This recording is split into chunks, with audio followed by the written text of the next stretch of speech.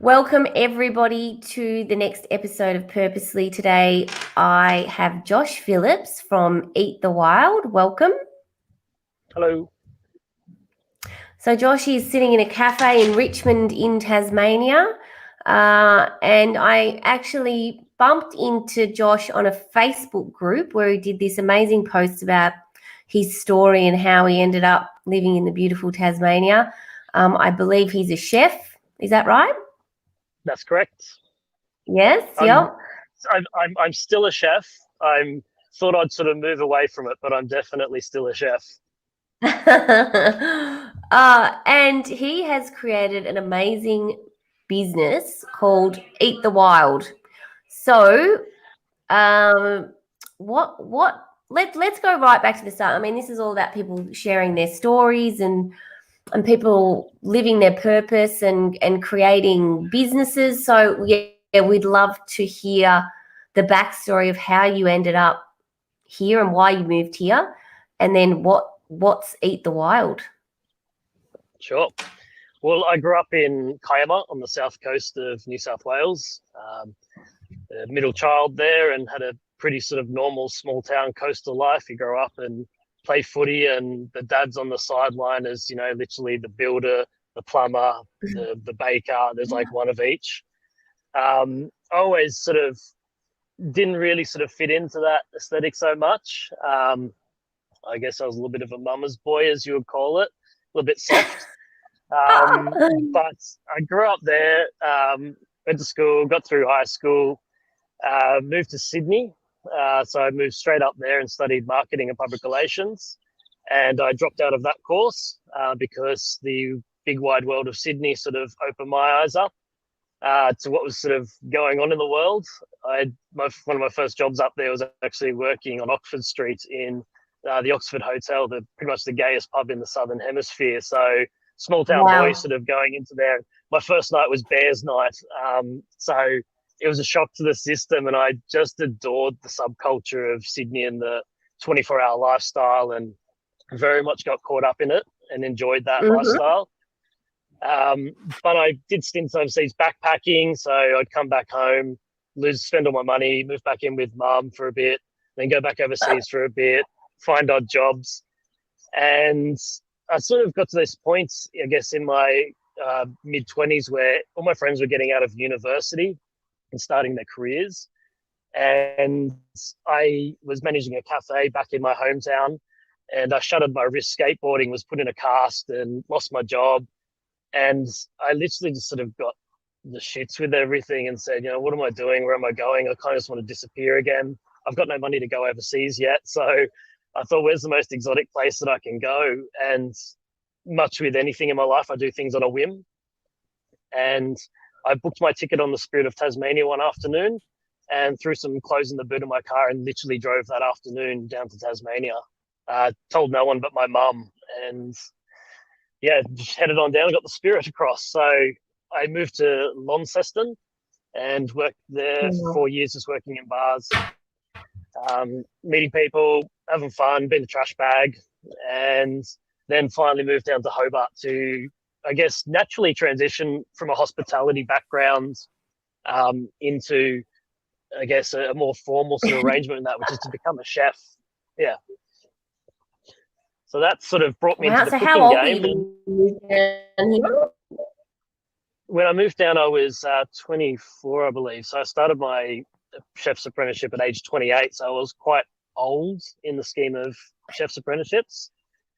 But food to me, like, I really enjoyed cooking back home, but I had no skills, no knowledge of food. It was really sort of basic stuff.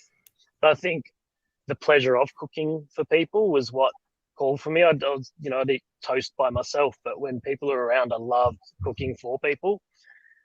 And it had always been in my mind that I would own a restaurant or a bar or a milk bar or something, and that was always on my radar. So I thought I'd just sort of round myself out and have the skills, and that way, if I learnt to become a chef, then when the chef packs it up and quits my place, I can step in, or at least I've got an oversight of how a business is run, what food costs are, dietary requirements, just how the whole thing works.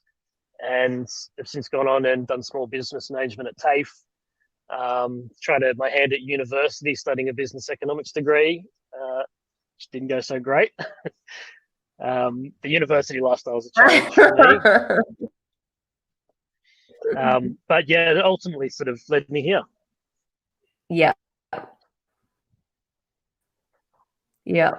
Work in Hobart, like what was your training? Who did you train under? Anyone exciting, interesting?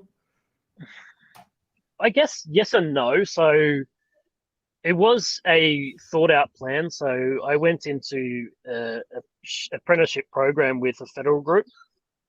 So I wanted to get a broad range of experiences. So I actually really pushed to get a transfer to Hobart to go to the casino because they had a multi-venue premises. So, you could do fine dining, you could do a buffet, do banquets, bistro, snacks, that sort of thing. So that was really enticing for me to get a really rounded experience because time wasn't on my side, I guess, as a chef. Most of these guys were 16 to 18 starting out. So I really wanted to go head on. So it was an intentional thing to get in with the casino, and it was really a great experience because I think employment-wise, I lacked structure. And when you go into a big kitchen hierarchy, it's very much like the military in a sense.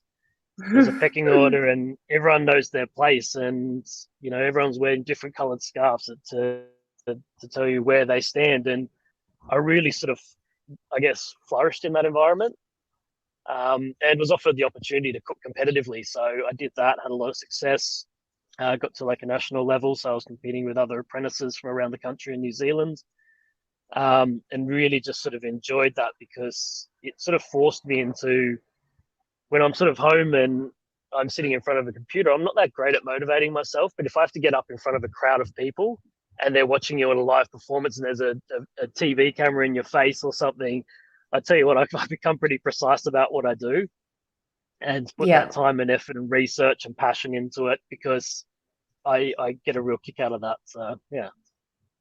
Amazing. So it sounds like you're a bit of a performer. You like performing.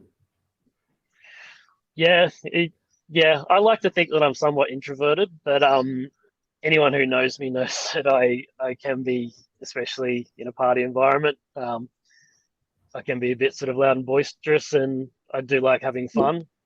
And I guess I do sort of.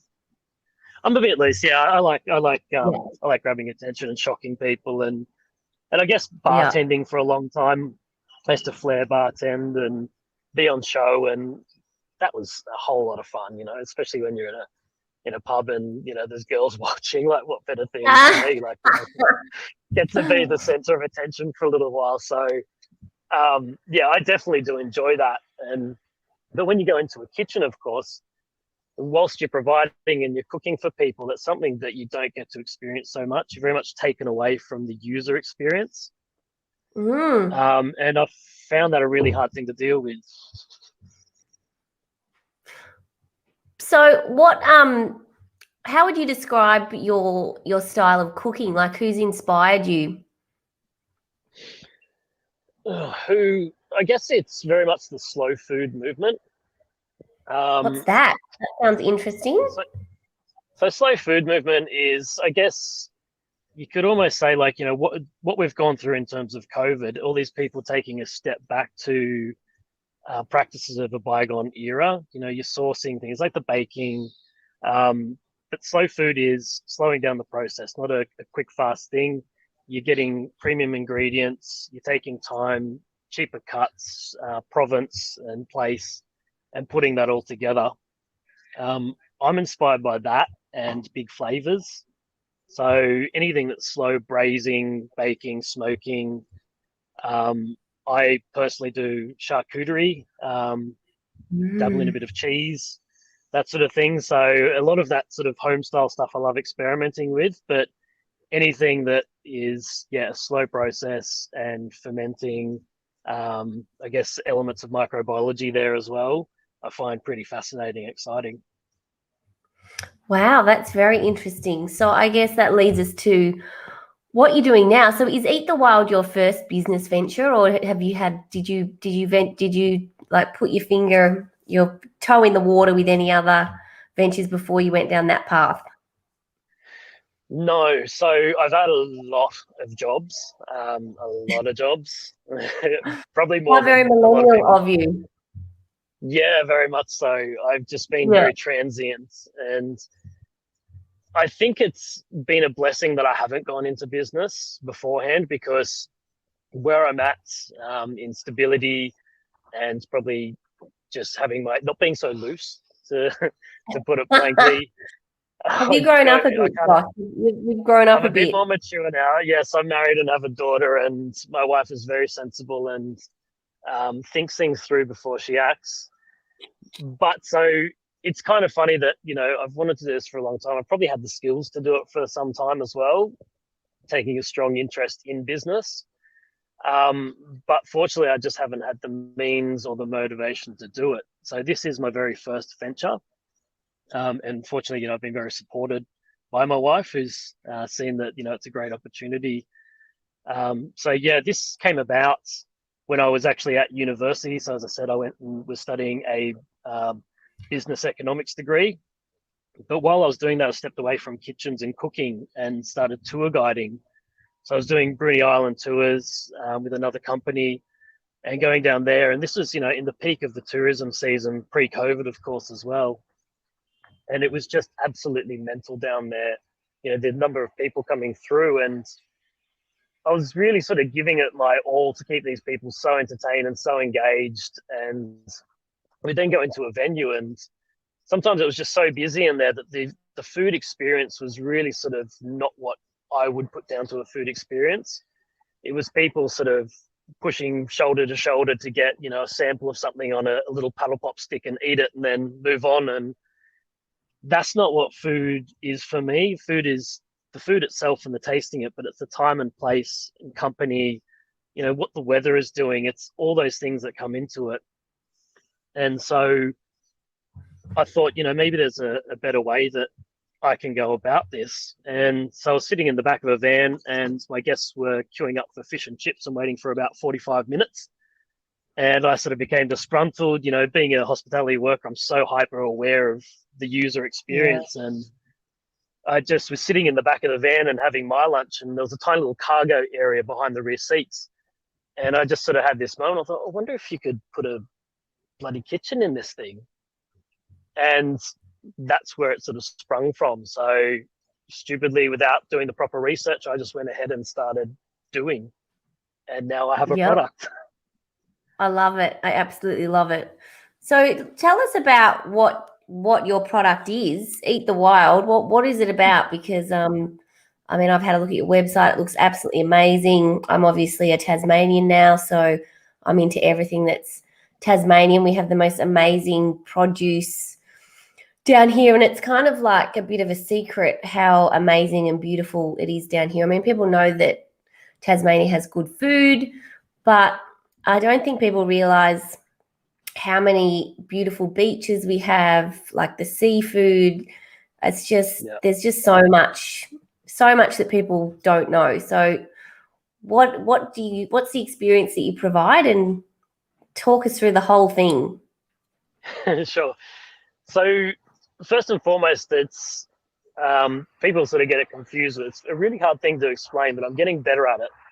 So Okay, if you look we'll at be my a guinea website, we pig. say we're a curated food journey through wild places, essentially. But what my concept is, and what my unique selling point from a business perspective is, that I have a van, a 12-seater Ford Transit, but in the rear cargo area behind the rear seat, I've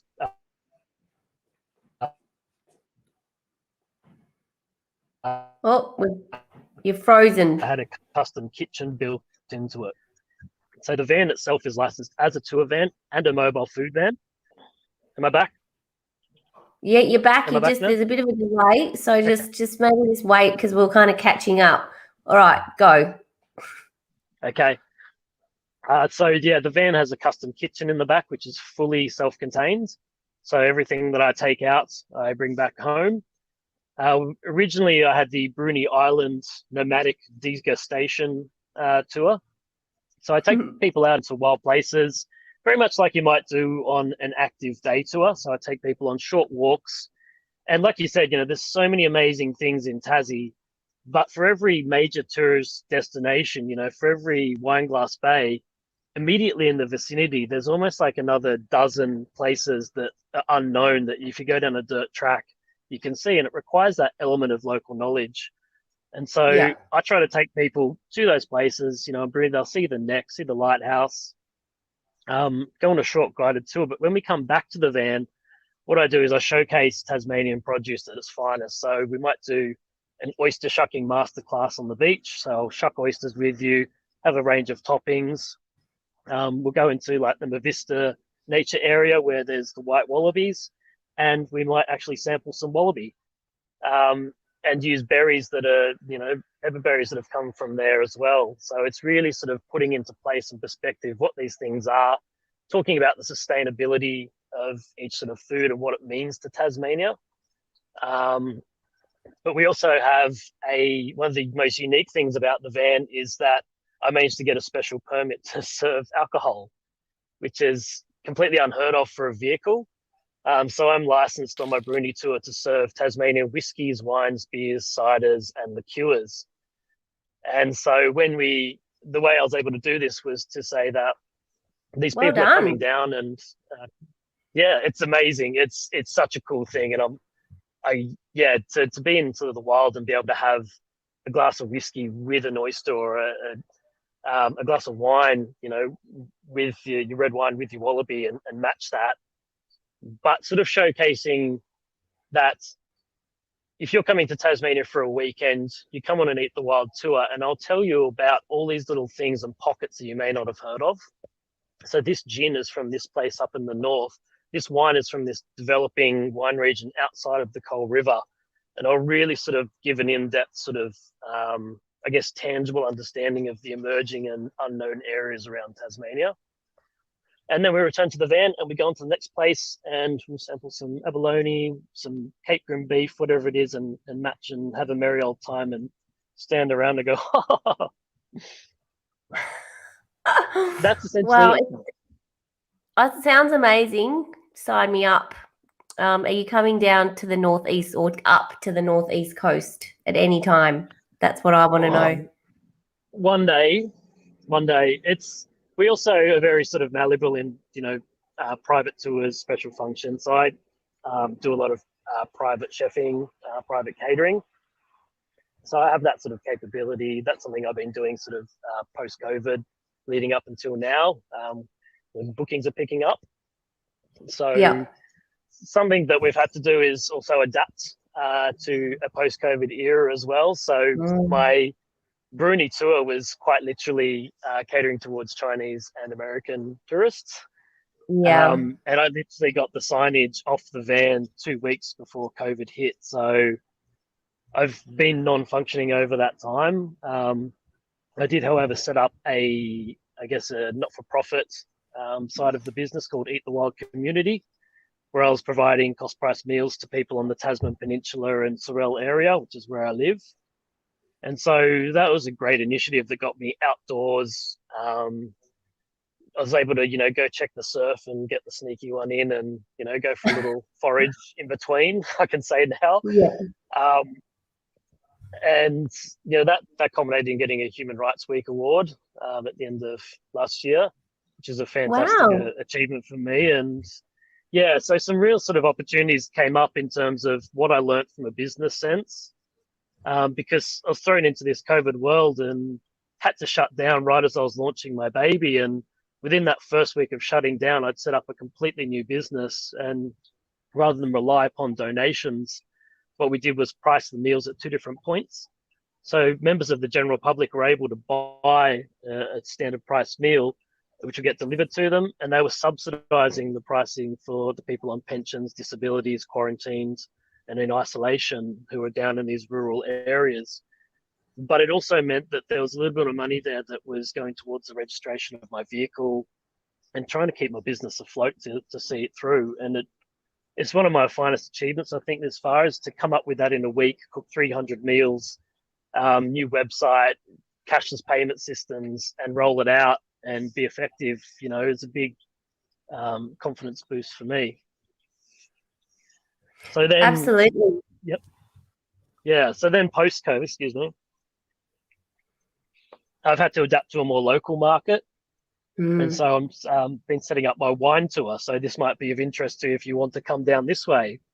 Yeah. So rather than go around to all the vineyards that have restaurants, what I do is have the barnyard cellar door tour. So it's Coal River region and beyond. And basically, I'm taking people out on, again, a degustation meal.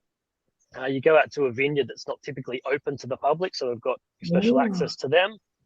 We use a barn, their winemaking shed, whatever it be, and you go with a first-hand experience with the vineyard owners, do a wine tasting, and then rather than be shifted on to the next place, you sit down, have a full glass of wine matched with a meal that I cook while you're getting the wine tasting. So it's kind of like we'll go around to Wow. 5 vineyards and do a degustation, and once again stand around and giggle and be merry. And yeah, it's very indulgent. We're not here to Mm. give you thimbles of anything and take your money.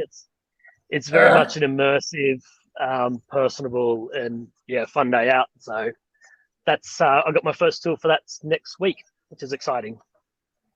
Wow, sign me up for that too. That sounds absolutely amazing. I actually have my best friend coming here in April. I think it's April or end of March because she's in Amsterdam at the moment.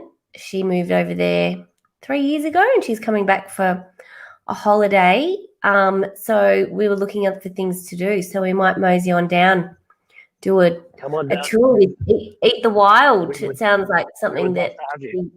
yeah, she would be totally into that. And, I'll just get dragged along. Sounds awful. Well, we do facilitate best friends having fun, that's for sure. So Oh, happy sounds to be great. that medium.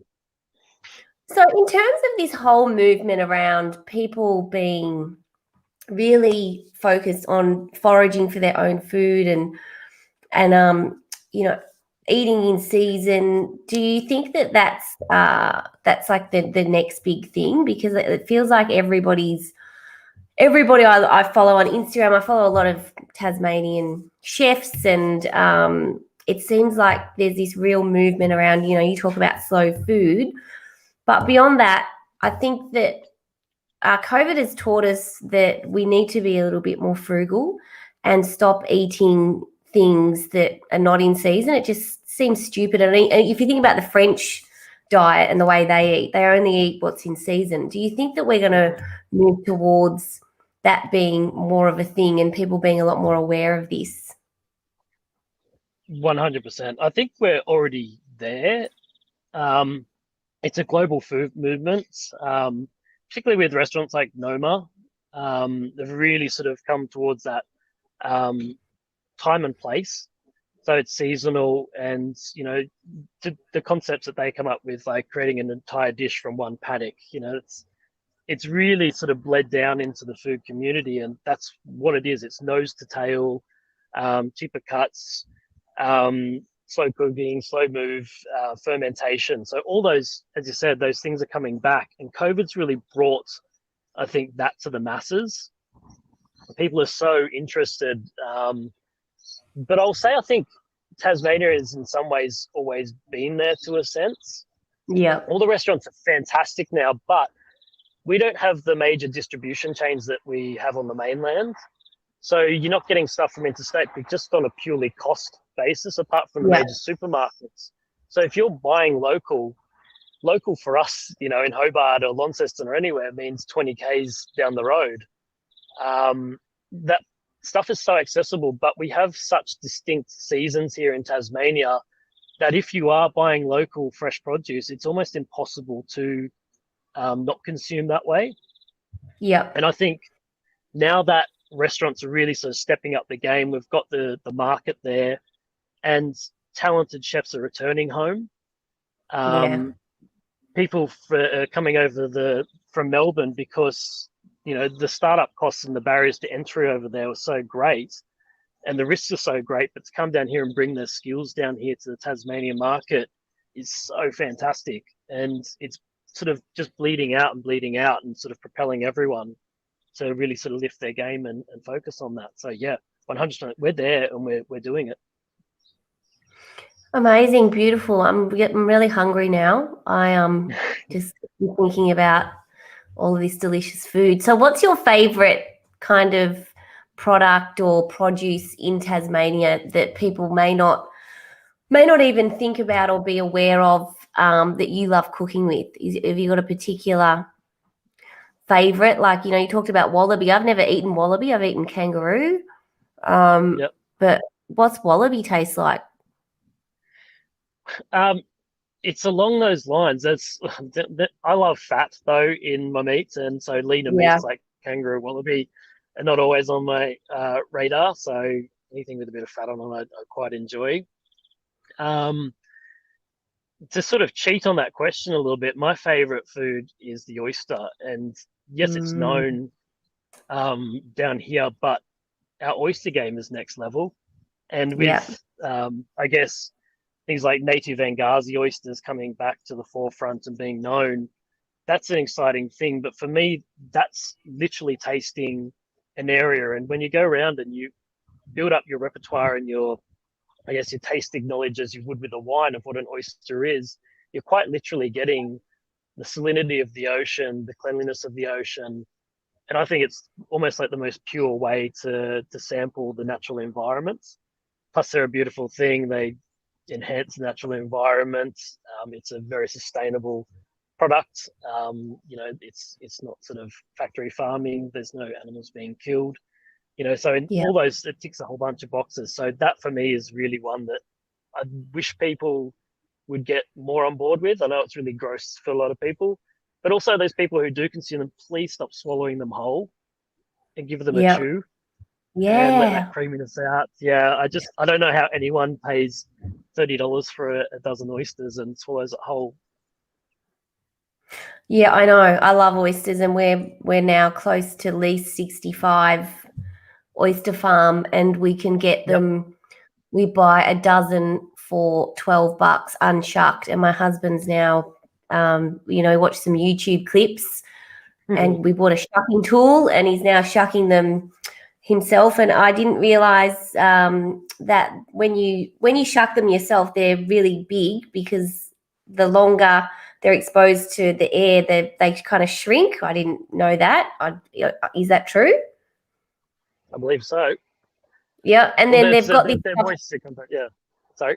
and then they've got this stuff called liquor, oyster liquor, which I'd never heard of before, but it's like the natural ocean that is sitting in there with the oyster, and oh my god, it's like next level delicious The when you French do it have yourself. known the French have known this for some time, and I think they're the real purists when it comes to that experience. Yeah, the liquor and the oyster experience and natural and savoring that. So yeah, that's one Mm, that I would lean to. But also we're seeing, I think, with the emergence of agritourism, that people that have been producing specific ingredients are really sort of moving into the realm of value adding their own products, which I think is the greatest thing in the world. When you drive around Tasmania and you can go to these places and so many are open to the public, if someone's been growing walnuts for 30, 40 years or beyond that, or cherries, and they begin value adding, there's no better person to really understand what that food does and what that food's capable of. And a lot of the time it's been really sort of ma and pari sort of in the past. Here's this little your preserves and your jams and whatnot at roadside stalls. But agritourism and just the sheer numbers that are coming in means that there is an incentive for these businesses to invest in their own value adding. And I think that's the best thing you can do when you come to Tasmania. Just stop in anywhere and taste something where it's not only the natural ingredient, but you're getting it side by side with a value add product that these people who are producers and farmers, that's an experience in itself. So you're getting a real comparison of what fresh and what's an added product is. amazing. I've never heard of that. Agritourism. There's just all this stuff I'm learning now, being down in Tasmania. So amazing story, and I think that what you're doing is definitely something that people will be really into, particularly millennials, because they're all about experiences. That's what that's what they're into. They'd rather spend their money on experiences rather, than a thing. So I think that they're probably an untapped market for you. Rich, cashed up millennials, mate. That's you should be targeting them, and hopefully a lot of them are listening today to this podcast. But what's been your biggest learning along this journey in terms of starting your own business? I mean, you started at a pretty shit time with COVID hitting, but you survived. But what's something that you've learned that you'd like to share? It's almost like a bit of a profound realization I've had probably in the last couple of days. At least for me, it's been profound. And listening to business podcasts, entrepreneurial podcasts, one of the things that I take from it, and one of the most recurring themes, is hearing these highly successful people in the entrepreneurial world saying the biggest piece of advice is to just start and make those mistakes, fail, and just start doing it. And I guess I've been incredibly hard on myself coming out of COVID, of almost like I was not breathing for so long that we came out of it dizzy, for lack of a better expression. It's where do I start now? Where do I pick up? And the pressure to begin doing tours and not knowing where I stand and not having that original momentum, I've been sort of putting myself down saying, you do need to just sort of put it all aside and say, fuck it, just do it. Do your first freaking tour, Josh. Get it happening. Fuck it up, learn your mistakes and pick it up and go again, rather than having this perfectionist ideal of it. And I so wanted to be a part of that advice of just get in and do it. And it sort of came back to, and I'm like, hang on, you went and bought a van and not knowing if the guys who were going to fit it out were able to do it. I had to buy a van and take it to them before they'd even quote me on it. I had to get the van fit out done and the kitchen built before I could actually take it to council to know if it would even get approved as a mobile kitchen, because they won't do it off the plan. So the investment and the risk that I took on, and the sheer amount of effort and brain power that I had to put into each little component of it. I can tell you all about indoor water heating systems and doing my own plumbing and all these things. I spent the best part of sort of 8 months setting this up, and the whole time I was doing exactly what I thought I wasn't doing. I was taking a risk and getting in it. And it's funny that I'm only just realizing that now and retrospectively, but had I not done that and had I planned out the setting up of my van, I never would have done it, because it's just such an insurmountable task. And that's why there is no one doing what I'm doing, and no one's got that combination, because it's terrifying. And that's something that I'd say to anyone as a piece of advice now is, do it. Just buy your fucking van and go for it. And figure out those things along the way, the human ingenuity and what you can achieve when you've got a massive sort of burden or financial burden hanging over your head, and the time pressure is incredible and enjoyable. That's it. That's great advice. And I think there's so many people are scared to leave their job or scared to make a start, but that's the best teacher, right? Is desperation. When your back's against the wall. I mean, that's one of the things that creates flow for people is risk. I've been doing a lot of research about flow, but it's so true. Just fucking do it. Stop talking about it, and then can be messy, but that's how you learn, and everybody who's had a business realizes that. So that's a great message. I really like it. So if people want to learn more about you and find you, I didn't actually put the banner on. I've just realized that whole time. So it's at eat.the.wild, correct? On Insta? That's where you'll find my minimalist Instagram feed. We'll have a lot more when we're taking people out and I'm putting all my dishes on the table. But that's where you'll find me. Otherwise, eatthewild.com, and all my links to socials are on there. Amazing. Well, thank you so much for sharing your story. Can't wait to come and try it out. I want to see this bus that you've told us about. And I might book in for this wine tour. That sounds absolutely amazing. So whereabouts is that? Is that down in Hobart way? Yeah, so based out of Hobart. So we pick people up from the Hobart region. and then go out into the Coal River. But rather than just sort of going down that beaten path of, there's some fantastic vineyards, and not to take anything away from them, but we're going out into Campania, Tea Tree, and they're only places that are accessible by a private appointment, and you can't eat there. So super exciting. And we just had the Southern Open Wine weekends, and I've been along and got in with some fantastic vineyards, and I'm so excited to get this underway. It's a fantastic tour. Sounds amazing. I mean, the wine here is amazing. I haven't had a bad bottle yet, and I've had many. Yeah. So anyway, I had a good weekend. Yeah, I can imagine. Yeah, I've been in the good paddock since I've been here, that's for sure. But yeah, hopefully I can keep some balance and not overindulge, although it's pretty hard. But thank you so much, Josh. It was awesome to hear your story. Look Josh up, and we'll share all of his handles when we publish the episode in all the places. Thanks a lot, Emily. No problem. Thank you. All right.